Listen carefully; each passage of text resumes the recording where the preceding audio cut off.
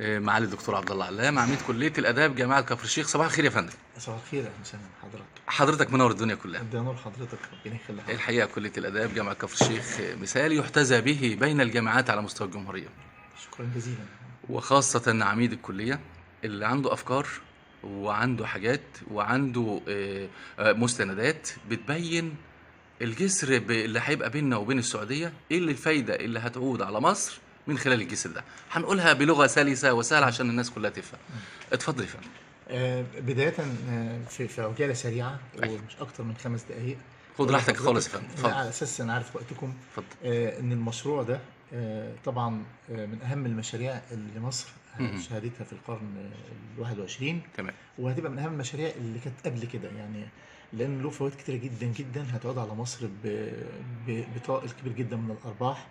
وهتتعدد الفوائد بتاعته وهسردها مع سيادتك بعد شوية. اتفضل. بس بداية هنقول المشروع عبارة عن إيه. أيوة. وإيه المراحل اللي مر بها، وبعدين بعد كده نحدد إن شاء الله إيه الأهم الحاجات اللي هي هتعود علينا بالنفع طبعا تنفيذ هذا المشروع على مصر كلها. طبعا على مصر طبعا كلها أولا، وعلى السعودية ثانيا، وعلى الوطن العربي ثالثا. رائع. يعني فايدة مزدوجة للجميع. اتفضل يا دكتور. وده أهم مشروع قومي.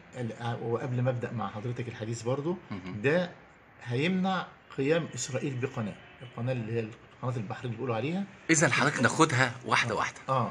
أولا الكوبري أو الممر ده المفترض إن هو يبدأ منين في السعودية وينتهي منين لحد فين في مصر؟ هقول لحضرتك. اتفضل. بس أبدأ في التمهيد علشان اللي بيسمع يقدر إن هو يركز في طبعا مر المشروع بعدة مراحل. هم 3 مراحل. المرحلة الأولى بدأ المشروع سنة 1987 عند التسجيل لدرجة الدكتوراه لي أنا. أيوة. في دراسة الجانب المصري من المشروع. وانتهى العمل به سنة 1992.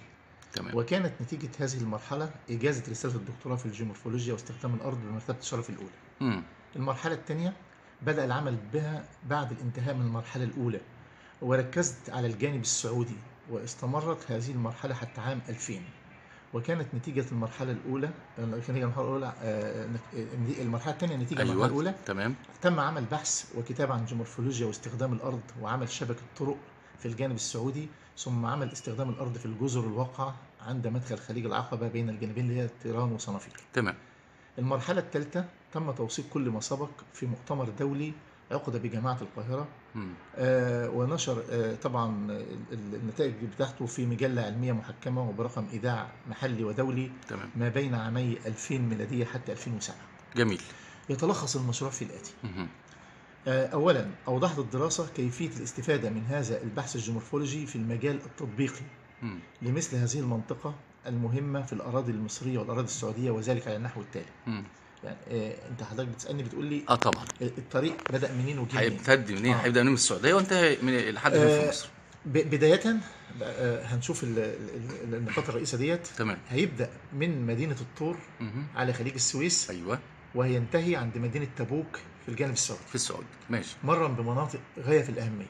هنشوفها دلوقتي ونشوف تحدد ايه اللي موجود فيها. الطريق ده كله بالجسر هنعمل فيه ايه او اتعمل فيه ايه بالفعل علشان يبقى بيئه ممهده لنجاح المشروع. تمام. عشان ينجح المشروع لازم نمهد الطريق له. طبعا. فمهدنا طريق كويس جدا عكس الطرق الثانيه، وهنشوفها مع بعض دلوقتي. 1. تحديد الاخطار الجيومورفولوجيه الطبيعيه الحاليه على طرق المنطقه. يبقى تقصد حضرتك مثلا الانهيارات الارضيه؟ أيوة. تقصد السيول، تقصد الجبال، تقصد المنطقه في الجانب المصري والجانب السعودي لازم احدد الاخطار الطبيعيه. طيب. بعد التحديد يا فندم. بعد التحديد بقى بنحدد الاخطار المتوقعه على الطرق الجبليه. جميل. يبقى انا حددت الخطر الحالي. ايوه. وبعدين حددت الخطر المتوقع. رائع كلام حضرتك. دراسات رياضيه مورفومتريه استخدمت 40 معادله رياضيه عشان اعمل الحاجه دي. تمام.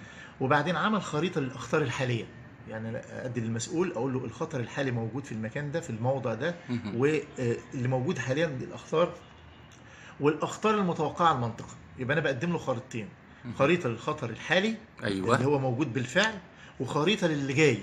تمام. اللي هو الخطر اللي انا بتوقعه. يعني مثلا صخره هتنزل، المده الزمنيه بتاعتها هتنزل قد ايه لو عملنا حسابات رياضيه. يبقى في فتره معينه في وقت معين الصخره دي هتنزل، زي ما حصل في الدويقه قبل كده في ابحاث اتعملت. صحيح. وتوقعنا ووقعت فعلا. الصخره بالفعل. وقعت الصخره بالفعل. وانا كنت عامل بحث الدويقه ده في المانيا برضه قبل كده.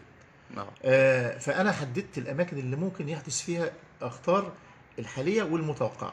تمام. الاستفاده من البحث في امكانيه اقتراح مد طرق جديده. ايوه. يعني انا بعمل بقى بدل الطرق اللي عليها الاخطار دهيت هعمل طرق تانية كده. وبعدين تقديم المقترحات الخاصه لمواجهه الاخطار الحاليه والمتوقعه المنطقتين. تمام. يعني انا لو احنا ما عملناش طريق جديد يبقى انا هقول لك تعالج الخطر ازاي. النقطه الخامسه.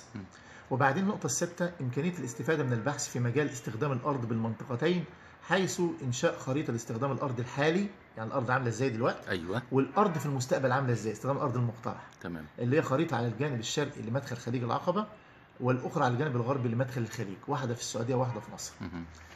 ثانيا تفعيل اقتراح انشاء الجسر البري الذي يربط مصر بالسعوديه، كما يوجد بدائل لهذا الجسر يوضحها البحث، وللجسر فوائد كبيره جدا يمكن ايجازها في النقاط التاليه. اتفضل يا فندم. انا قلت الجسر، ما تمش الجسر، في بديل للجسر كمان. انا عامل بدائل. طيب احنا هنقول يا فندم بدايه ما هي او العوائد اللي هتعود على مصر والسعوديه، وبعد كده نقول البدائل. ونقول بدائل. اتفضل يا فندم. اوضحت الدراسه طبعا دي اهميه الجسر، او الجسر بيفيدنا في الفوائد بتاعته كلها. اول